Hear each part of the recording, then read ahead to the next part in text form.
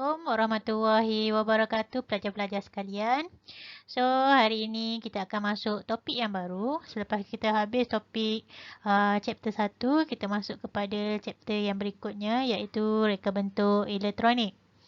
So, untuk topik reka bentuk elektronik ini, anda akan masuk subtopik 2.4.1 iaitu menyatakan maksud mikropengawal ataupun nama lain dia adalah microcontroller dan microprocess atau nama lain dia adalah microprocessor. Okey, sebelum kita pergi lebih detail, so reka bentuk elektronik ni, kita kena tahu dahulu apa maksud reka bentuk elektronik. So, maksud dia adalah satu litar. Okey, dia adalah satu litar yang direka bentuk,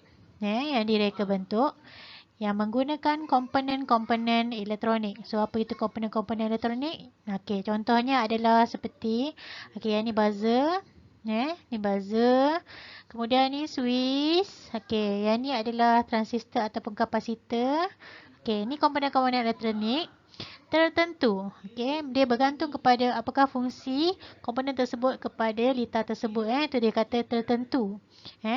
Yang disusun dan disambungkan bagi mencapai tujuan penggunaan yang hendak dilakukan. Okey, seperti contoh, litar dipasang untuk berbunyi. Okey. Ataupun litar dipasang untuk mengeluarkan cahaya. Ataupun dia dijadikan sebagai penggera. Itu maksud je. Bagi mencapai tujuan penggunaan yang hendak dilakukan. Okey. Okey, kita terus pergi kepada kita punya objektif iaitu kita nak tahu maksud mikropengawal. Betul tak? Okey, so kita terus pergi kepada apa itu mikropengawal. Okey, mikropengawal ni adalah sebuah peranti kawalan dalam satu chip. Peranti kawalan dalam satu chip. So, peranti kawalan tersebut adalah apa? Iaitu dia ada unit pemprosesan pusat ataupun CPU. Okey, RAM iaitu Random Access Memory. Kemudian kita ada ROM iaitu Read Only Memory. Dan kita ada juga port, input dan juga output. Okey, boleh rujuk pada gambar rajah blok belah kiri anda. So, ada apa pada gambar rajah blok? So, kamu kena tengok. So, kita ada port, input dan output. Kemudian, kita ada RAM iaitu Random Access Memory. Kemudian kita ada ROM iaitu Read Only Memory. Dan juga kita ada port. Dan juga kita ada unit pemprosesan pusat iaitu CPU. Okey, apakah fungsi mikropengawal ni? So, fungsi dia adalah mengawal peranti elektronik dan menjalankan kawalan mudah berdasarkan pengaturcaraan yang dimuatkan di dalamnya. Okey, contoh paling mudah ialah pintu pagar automatik.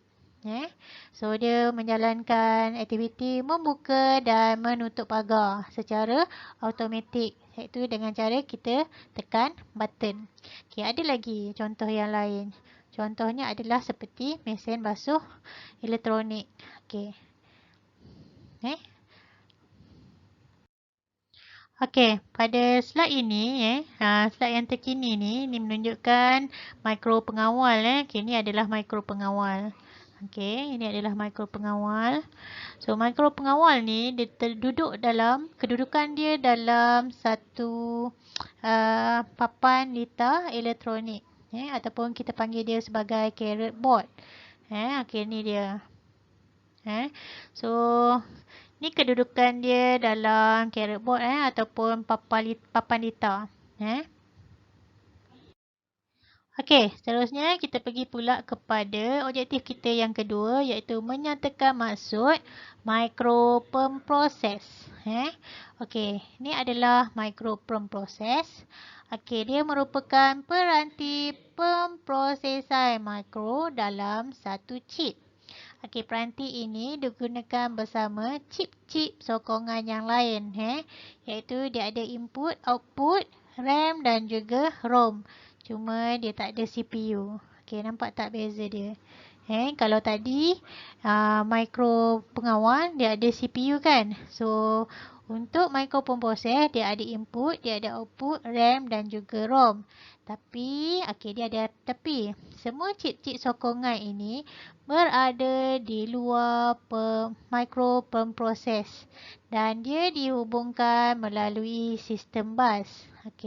So macam mana kita nak faham apakah itu sistem bus?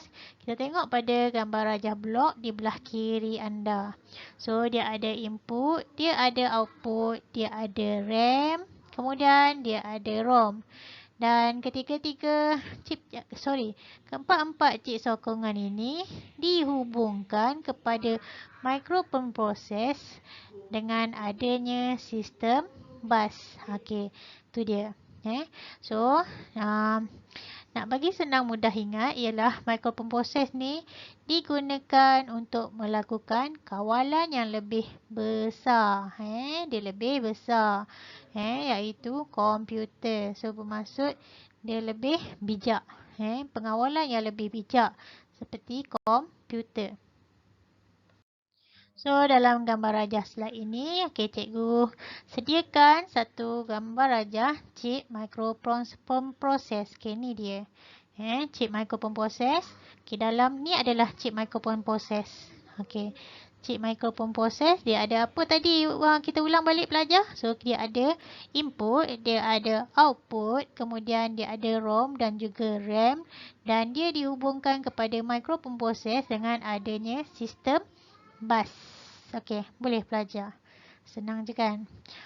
Tamat sudah pengajaran kita, pengajaran cikgu pada kelas hari ini. So, kita jumpa pada kelas yang berikutnya. Sekian, terima kasih. Jangan lupa buat latihan yang cikgu beri dalam bentuk Google Form tersebut. Sekian sahaja daripada cikgu.